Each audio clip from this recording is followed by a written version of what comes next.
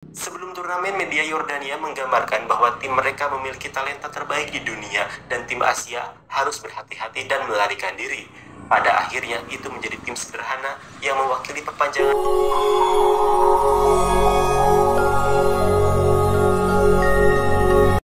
Assalamualaikum warahmatullahi wabarakatuh. Jumpa lagi dengan saya Dekabut Official. Kumaha wartosna Daraman. Piye kabare Mas? Ya apa kabare Cak? Apik ta? Geng-geng kabare? Apa rungana? Nu apa kareba? Kepo kabare? Bagaimana kabarnya? Semoga kesehatan dan kebahagiaan selalu menemani hidup Anda. Baik kawan, ini edisi khusus. Edisi khusus Gabut bukan siapa-siapa. Hari ini The Gabut mencapai 5K shockbreaker.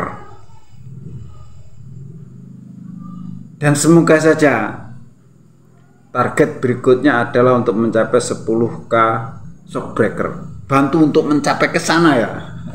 Oke, saya ucapkan terima kasih kepada Anda yang mengeklik video ini. Baik. Dan selalu saya ucapkan terima kasih, beribu-ribu terima kasih kepada Anda yang selama ini selalu support The Gabut Official ya.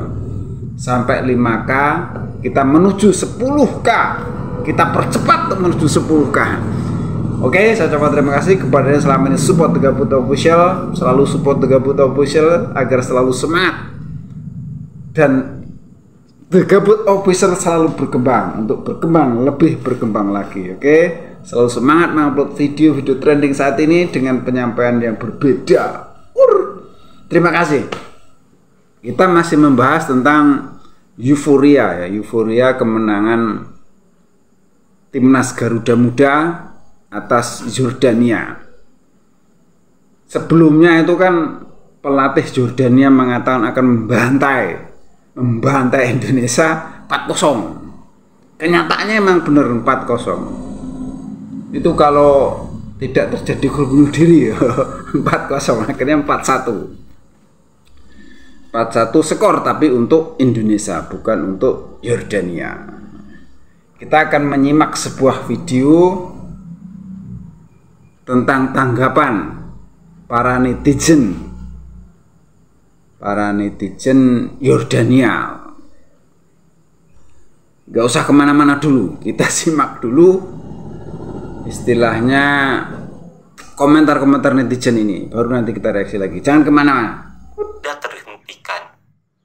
Timnas Indonesia U23 membuka keran gol lewat Marcelino Ferdinand, kemudian Witan menambah gol kedua dan gol ketiga lahir lagi dari Marcelino Ferdinand, dan gol keempat dicetak oleh Komang Teguh.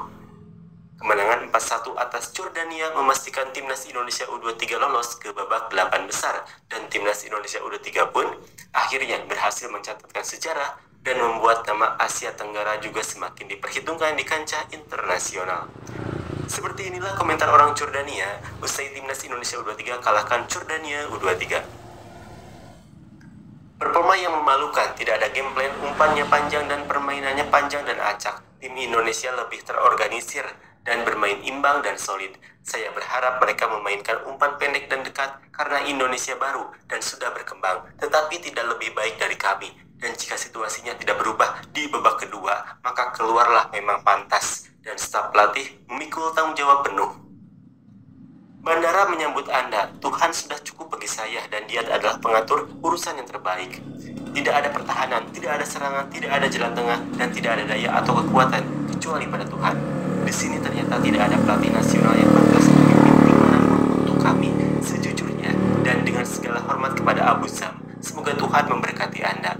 Anda menghancurkan seluruh generasi dengan nama-nama terbaik yang sedang naik daun di Yordania. Di sini, ternyata pernyataan bahwa Abu Zam memimpin pertama ke final adalah salah. Sebelum turnamen, media Yordania menggambarkan bahwa tim mereka memiliki talenta terbaik di dunia dan tim Asia harus berhati-hati dan melarikan diri.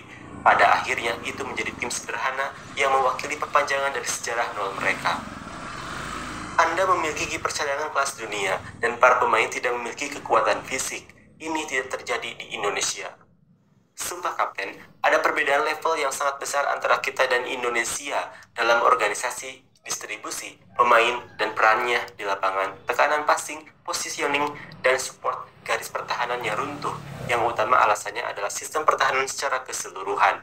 Lini tengah adalah kesenjangan besar antara pemain dan campuran posisi. Saif seharusnya menjadi pemain sayap dan Basor tidak dalam. Saya mengerti tujuan kehadiran Basor sebagai pemain sayap. Apa tujuannya? Kiper Antoine dan 1000 tanda tanya.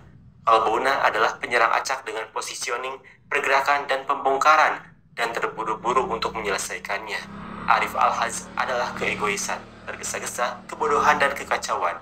Manajemen teknis terbelakang tanpa rencana atau taktik sama sekali. Indonesia membuktikan bahwa kami tidak memiliki pelatih atau bahkan ide sepak bola. Kami tersingkir di babak pertama. Tim Olimpiade Indonesia bergerak sangat cepat, tidak seperti tim Olimpiade Yordania yang bergerak lambat. Tim yang bermain tanpa jiwa dan tanpa semangat, harapan Indonesia layak meraih kemenangan. Indonesia menjadi seperti Jepang. Indonesia layak lolos, jauh lebih baik dari Yordania. Sentuhan, umpan silang, kemampuan individu, semuanya lebih baik dari mereka. Namun yang janggal adalah timnas Indonesia mencetak gol dengan usaha yang minim. Artinya, lini timnas Yordania hampir selesai. Insya Allah kompensasinya ada di babak kedua. Tanpa permainan, tanpa taktik, tanpa keterampilan, ini pertandingan yang memalukan. Kami terbiasa hanya bertahan dari serangan balik. Baik kawan, itu tadi komentar dari para netizen, dan juga kita melihat bahwa kejadian kemarin itu dengan permainan yang cukup keren, Indonesia menjalankan pertandingan dengan permainan bola dari kaki ke kaki dan penyerangannya cepat, kemudian bertahannya juga cukup cepat, membuat frustrasi orang-orang Yordania.